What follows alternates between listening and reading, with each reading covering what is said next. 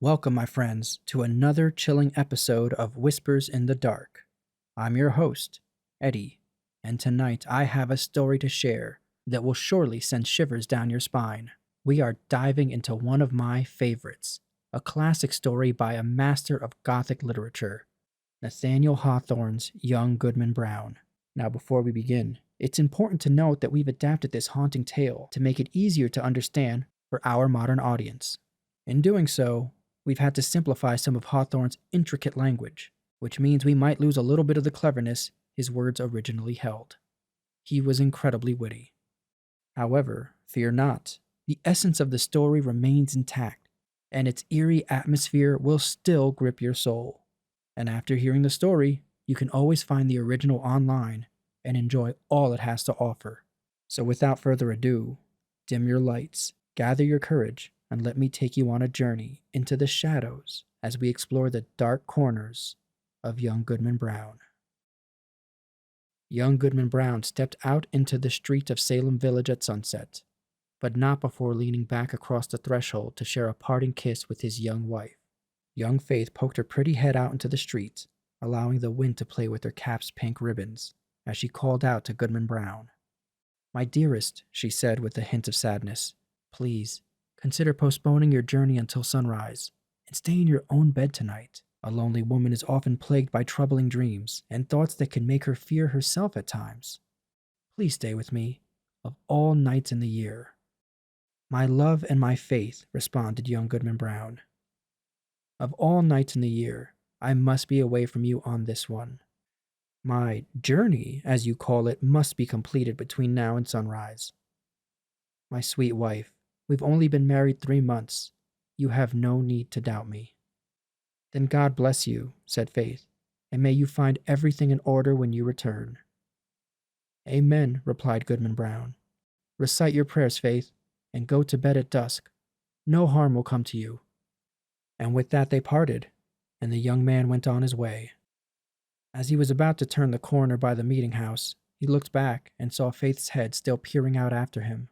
You could tell she was unhappy, despite her pink ribbons. Poor little Faith, he thought, his heart heavy with guilt. What a wretched man I am, leaving her for such a task. She spoke of dreams, too. I thought I saw trouble in her face as she spoke, as though a dream had warned her of tonight's events. But no. Thinking about it would be the end of her. She's an angel on earth. After this one night, I'll cling to her and follow her to heaven. With this virtuous resolution for the future, Goodman Brown felt justified in quickening his pace towards his current sinister pursuit. He had chosen a bleak road, shrouded by the darkest trees of the forest. They barely allowed the narrow path to slip into them before closing in once more. Goodman Brown would be hidden almost immediately. The solitude was as complete as anyone could imagine. It was the kind of solitude that can make a traveler uncertain of who might be lurking among the countless trunks and thick branches overhead. So even as he walks alone, he might unknowingly be surrounded by an unseen crowd. "There could be someone hiding behind every tree," Goodman Brown muttered to himself, glancing nervously behind him. "What if the devil himself were right beside me?" As he turned his head back, he passed a bend in the road and looked forward once more. He saw the figure of a man dressed in somber, respectable attire, seated at the foot of an ancient tree. He rose as Goodman Brown approached and began walking alongside him. "You're late, Goodman Brown," the man said. "The old South clock was striking as I passed through Boston, and that was a good 15 minutes ago." "Faith held me up for a while," replied the young man, his voice trembling from the sudden appearance of his companion, though it wasn't entirely unexpected. The forest was now enveloped in deep twilight, and it was the darkest where these two were journeying. As far as one could tell, the second traveler appeared to be around 50 years old, seemingly belonging to the same social class as Goodman Brown, and bearing a significant resemblance to him, though more in expression than in features. They could have been mistaken for father and son.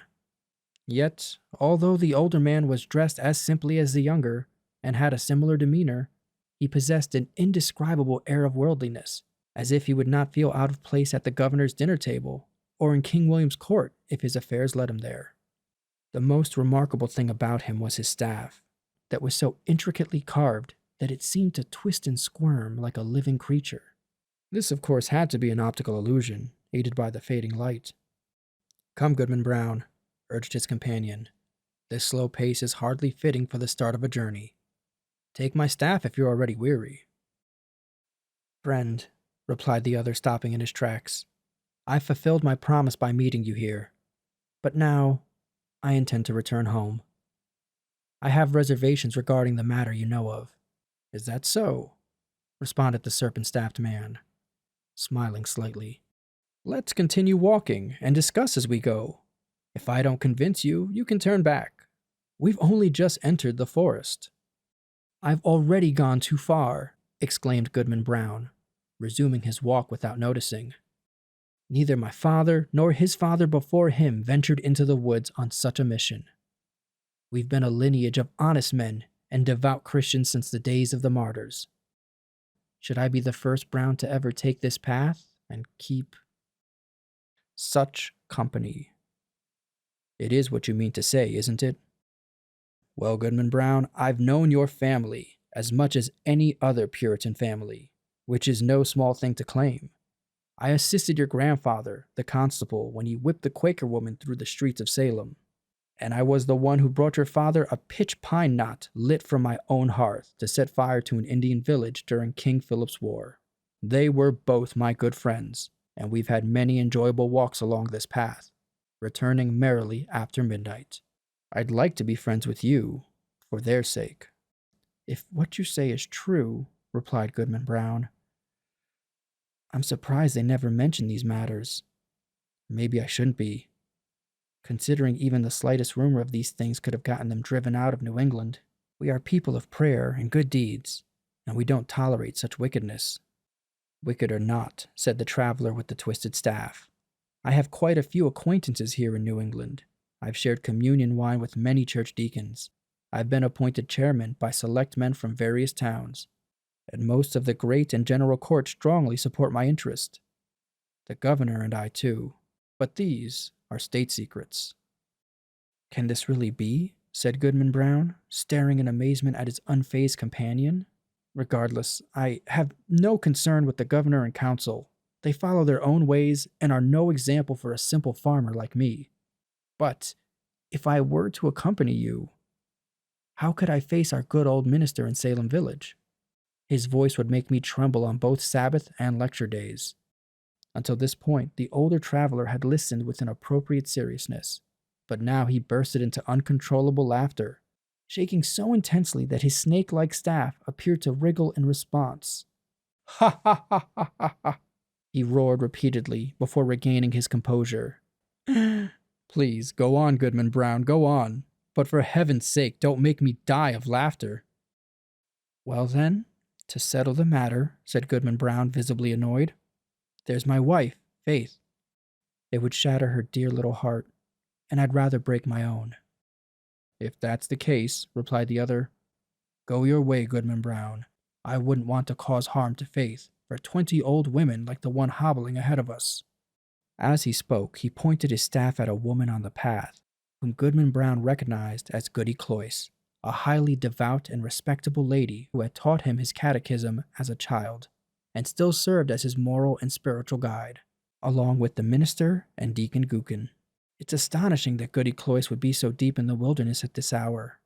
But with your permission, friend, I'll walk through the woods until we've left this devout woman behind.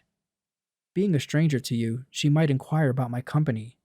"Be my guest," replied the fellow traveler. "Head into the woods, and I'll stay on the path." The young man did as suggested, but made sure to keep an eye on his companion, who proceeded softly down the road until he was within a staff's length of the old woman. In the meantime, she hurried along at an impressive pace for her old age, muttering indistinct words, likely a prayer. The traveler extended his staff and touched her withered neck with the serpent's tail. "The devil!" shrieked the pious old lady. "So Goody Cloyce recognizes her old friend?" asked the traveler, confronting her and leaning into his squirming stick. "Ah, is it your worship indeed?" exclaimed the good dame. Yes, it is, and you're the spitting image of my old gossip, Goodman Brown, the grandfather of the foolish fellow we have now.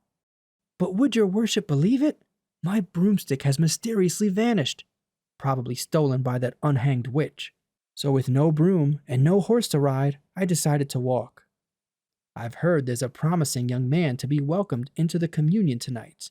But now, your good worship, please lend me your arm, and we'll be there in no time. I'm afraid I can't spare you my arm, Goody Cloyce, the man replied. But here's my staff if you'd like. And with that he threw the staff down at her feet, where it began to move as if it were alive. However, Goodman Brown could not verify this. He looked up in astonishment, and by the time he looked down again, he didn't see Goody Cloyce or the serpent staff. All that remained now was his fellow traveler, waiting for him as calmly as if nothing had happened. That old woman was my catechism teacher, said the young man. His words were heavy. As they continued their journey, the older traveler encouraged his companion to maintain their pace and stay on the path. His words seemed to resonate so deeply that it felt as if the arguments came from within the young man himself. As they walked, he picked up a maple branch to use as a walking stick and started stripping it of its twigs and smaller branches, which were damp from the evening dew. As soon as his fingers touched them, they withered and dried as if exposed to a week's worth of sun. They proceeded at a brisk pace until suddenly, in a shadowy dip in the road, Goodman Brown sat down on a tree stump and refused to continue. Friend, he declared firmly, I've made up my mind. I won't take another step on this mission.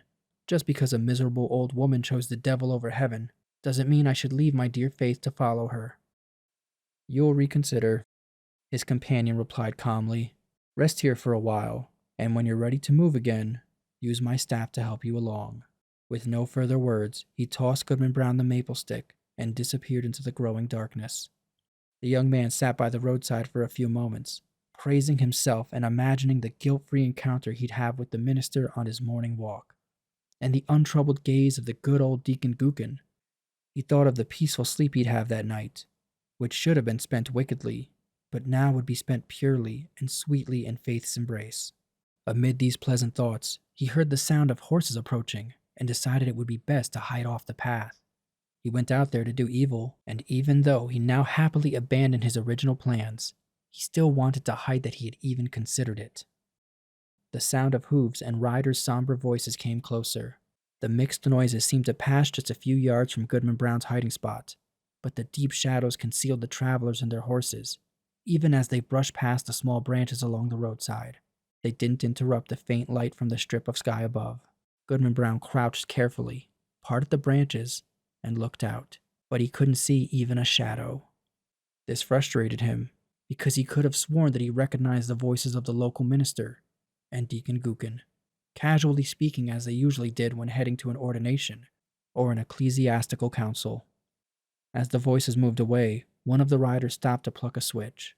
Between the two, Reverend Sir, said the voice resembling that of the deacon's, I'd rather miss an ordination dinner than tonight's gathering. I hear that members of our own community from Falmouth and beyond, as well as from Connecticut and Rhode Island, will be present. There will even be some Indian powwows, who, in their own way, know almost as much deviltry as the best of us.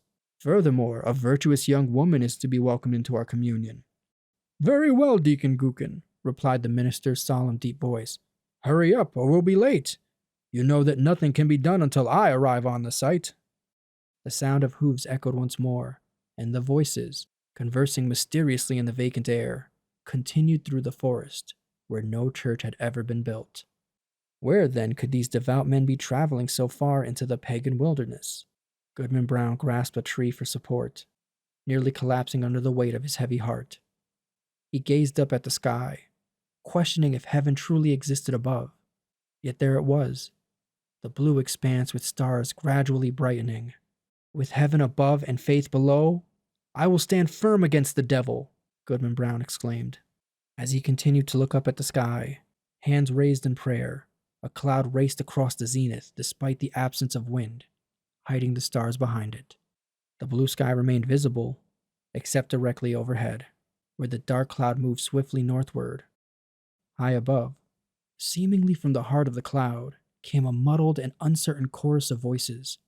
At one point, Goodman Brown thought he recognized the voices of the people in his town, both those who went to church and practiced the law, and those who were sinful and did not. In the next moment, he couldn't make out the sounds in the air at all. All the voices he heard a moment earlier now sounded like the wind whispering through the trees. One voice he recognized belonged to a young woman, expressing sorrow and sadness and pleading for a favor that might bring her grief if granted. The unseen crowd of saints and sinners seemed to encourage her to continue. "Faith!" Goodman Brown shouted in anguish and desperation, only for the forest echoes to mock him, crying, "Faith! Faith! Faith!" as if lost souls were searching for her throughout the wilderness. The cry of anguish, fury, and fear still piercing the night as the heartbroken husband held his breath, waiting for a response. There was a scream, instantly drowned out by a louder murmur of voices, fading into distant laughter as the dark cloud swept away, leaving a clear, silent sky above Goodman Brown. Something fluttered gently through the air and caught on a tree branch. The young man grabbed it and found a pink ribbon. "My faith is gone," young Goodman Brown exclaimed after a moment of stunned silence. "There is no good on earth. Sin is merely a name. Come, devil, for this world is yours." Driven mad by despair, Goodman Brown laughed loudly, gripped the staff, and started to walk at a pace that made it seem like he was flying rather than walking. The path grew wider, bleaker, and fainter, disappearing and leaving Goodman Brown in the heart of the dark wilderness, but he was still racing forward with the instinct that leads mortals to evil. The entire forest was filled with terrifying sounds, the trees creaking and the wild beasts howling, while the wind sometimes tolled like a distant church bell, and sometimes roared around him as if nature were mocking him. But somehow Goodman Brown felt he was the most horrifying part of the scene, and was unafraid of the other terrors. "Ha ha ha! I roared when the wind laughed at me. Let's see who will laugh the loudest. Don't think your deviltry can scare me. Come witch, come wizard, come devil himself. Here comes Goodman Brown. You should fear him as much as he fears you. Indeed, nothing in the haunted forest could be more terrifying than me." He flew among the black pines, wildly brandishing the staff, sometimes uttering horrid blasphemy, and sometimes laughing so hard that the forest echoes joined in, cackling like demons around him. He continued speeding like a demon until he saw a red light flickering among the trees, like the fiery glow of burning logs and branches in a clearing at midnight. He stopped and heard the swell of what sounded like a hymn, carried solemnly from the distance by many voices. He recognized the tune. It was a familiar one in the village meeting house choir. The verse slowly faded, replaced by a chorus not of human voices, but of all the sounds of the dark wilderness, echoing in dreadful harmony. Goodman Brown cried out, but his own scream just blended in with the cries of the wilderness. In the silence that followed, he crept forward until he reached the place. At one end of an open area, enclosed by the forest dark wall, stood a rock with a rough, natural resemblance to an altar or a pulpit. It was surrounded by 4 blazing pines. Their tops were on fire, but the rest of them were untouched, like candles at an evening dinner. The mass of foliage that had grown over the rock's summit was entirely ablaze, casting a fiery light into the night, and intermittently illuminating the entire field. Every dangling twig and leafy garland burned as the red light rose and fell. A large congregation appeared and disappeared in the shadows, seeming to emerge from the darkness and populate the heart of the lonely woods all at once. "A somber and darkly dressed gathering," Goodman Brown remarked. In truth, they were exactly that. Among them were the faces of those you would expect to be present the next day at the provincial council board, and others that week after week gazed devoutly heavenward from the most sacred pulpits in the country. Some claimed the governor's wife was there. At the very least, there were high-ranking women known to her, wives of respected husbands, a multitude of widows, elderly maidens of exceptional reputation, and young girls who trembled fearing their mothers might see them. Goodman Brown recognized many church members from Salem Village, well known for their remarkable piety. Good old Deacon Gookin had arrived, waiting alongside his revered pastor. However, disrespectfully mixing with these serious, esteemed, and devout people, these elders of the church, these chaste women and pure virgins, were men who were known for the exact opposite, and also women of tarnished reputations. Wretches, consumed by all manners of vice and even suspected of heinous crimes. It was odd to see the good not shrinking away from the wicked, nor the sinners being embarrassed by the saints. Among their pale-faced adversaries were Indian priests, who had often terrified their native forests with more ghastly incantations than any known to English witchcraft. But where is faith? He thought, trembling as hope entered his heart.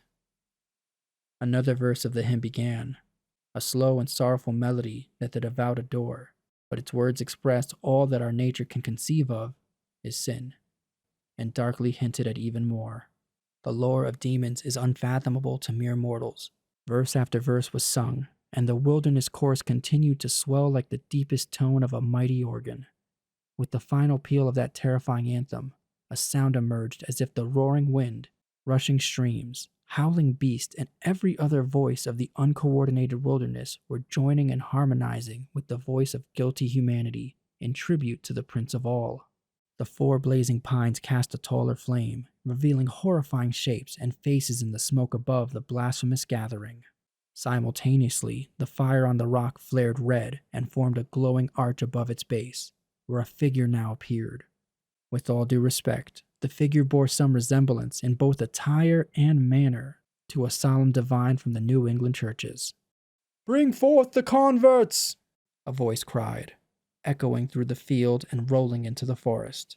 At that moment, I stepped out from the shadows of the trees and approached the congregation, feeling a repulsive kinship with them due to the wickedness in my own heart. I could have almost sworn that the figure of my own deceased father beckoned me to come closer, looking down from the wreath of smoke, while a woman with faint features of despair held out her hand, warning me to stay back. Was it my mother? But I had no power to step back, nor to resist an even thought when the minister and old Deacon Gookin grabbed my arms and led me to the fiery rock. There, the slender form of a veiled woman was led between Goody Cloyce and Martha Carrier, who had received the devil's promise to be the queen of hell, and so the converts stood beneath the canopy of fire. "Welcome, my children," said the dark figure, "to the communion of your race. You have discovered your nature and destiny at a young age. My children, look behind you." They turned, and as if in a sheet of flame, the devil worshippers appeared, their welcoming smiles darkly gleaming on every face. "There," continued the dark figure, "are all those you have revered since your youth. You've considered them holier than yourselves, and recoiled from your own sins, comparing them to their righteous lives and prayers towards heaven. Yet here they all are, in my worshipping assembly.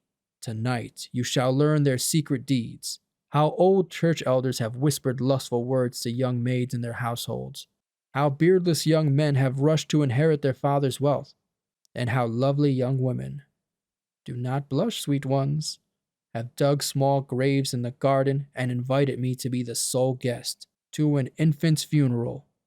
By sympathizing with the sin in human hearts, you will find the places, whether in church, bedroom, street, field, or forest, where crimes have been committed, and will rejoice to see the entire earth stained with guilt, one enormous bloodstain. Much more than this, it will be your privilege to delve into every heart and uncover the deep mystery of sin, the source of all wickedness, and which supplies more evil impulses than human power, than my power at its greatest, can reveal in actions." They did, and by the light of the hellish torches, young Goodman Brown saw his faith, and the wife saw her husband, trembling before the unholy altar. "Here you stand, my children," said the figure in a deep, solemn tone, almost sad with its despairing awfulness, as if his once angelic nature could still mourn for our wretched race. "Relying on each other's hearts, you still hoped that virtue was not just a dream. Now you are disillusioned. Evil is the nature of humanity. Evil must be your only happiness. Welcome once more, my children, to the communion of your race." "Welcome, welcome," repeated the devil worshippers in a united cry of despair and triumph. And there they stood, seemingly the only couple still hesitating on the edge of wickedness in this dark world. A basin was naturally hollowed out in the rock.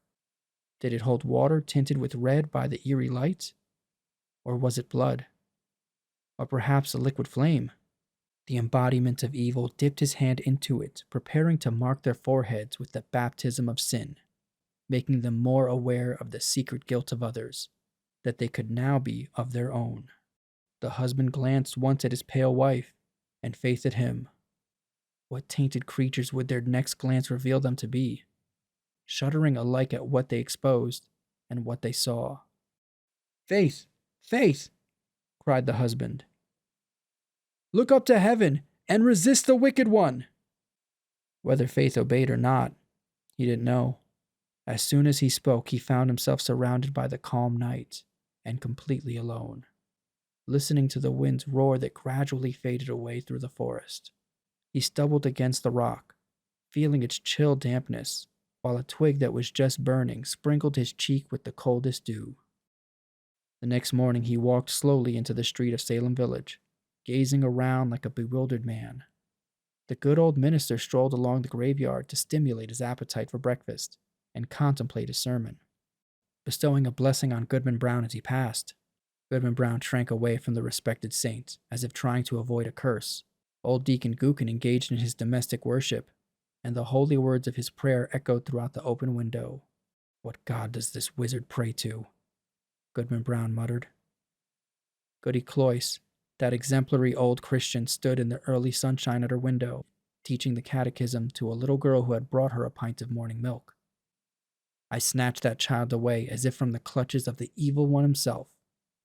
As I turned the corner by the meeting house, I saw Faith's head with the pink ribbons, and her joy at the sight of me made her skip along the street and nearly embrace her husband in front of the entire village. But I looked at her sternly and sadly, and continued without greeting. Could it be that I'd fallen asleep in the forest and merely dreamt a wild dream of a witch gathering? If you want to believe so, you can. However, it was a dream with an ominous impact on my life.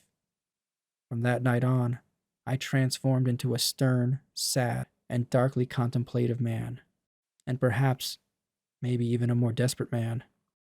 On the Sabbath day, when the congregation would sing a sacred psalm, I couldn't listen because a sinful anthem blared in my ears, drowning out the divine melody. As the minister passionately preached from the pulpit, with his hand on an open Bible about the sacred truths of our faith and the lives of saints, triumphant deaths, and the unimaginable bliss or misery awaiting us in the afterlife, I turned pale, fearing the roof might collapse on the blasphemous speaker and his audience. Often I would wake up suddenly at midnight, shrinking away from Faith's embrace. During morning or evening prayers, when the family knelt together, I scowled, muttered to myself, and gazed sternly at my wife. When Goodman Brown was old and was finally carried to his grave, a gray-haired corpse, followed by Faith, now an aged woman, their children, grandchildren, and numerous neighbors, no hopeful verse was inscribed on his tombstone, as his final moments were shrouded in gloom. And so, my friends, we've reached the end of our journey with young Goodman Brown. It's fascinating to observe how people, both in the days of the Puritans and today, feign virtue. In the past, they pretended to be holy because it was a sign of virtue. And today, some feign injuries or victimhood, as that seems to be the currency of virtue in our times. But the truth is, we need to be ourselves. When we wear a mask, any mask, we disconnect ourselves from the community. Sure, we might spare ourselves some hate, as it's directed at the mask. But we also deny ourselves love, because that love, too, is directed at whatever facade we chose. Each one of you is special, and I hope you have or find the courage to be your authentic selves. Embrace who you are, and in doing so, you'll create connections that are genuine and lasting. I hope that you all sleep well tonight, but remember, on this show, sweet dreams are not guaranteed. Good night.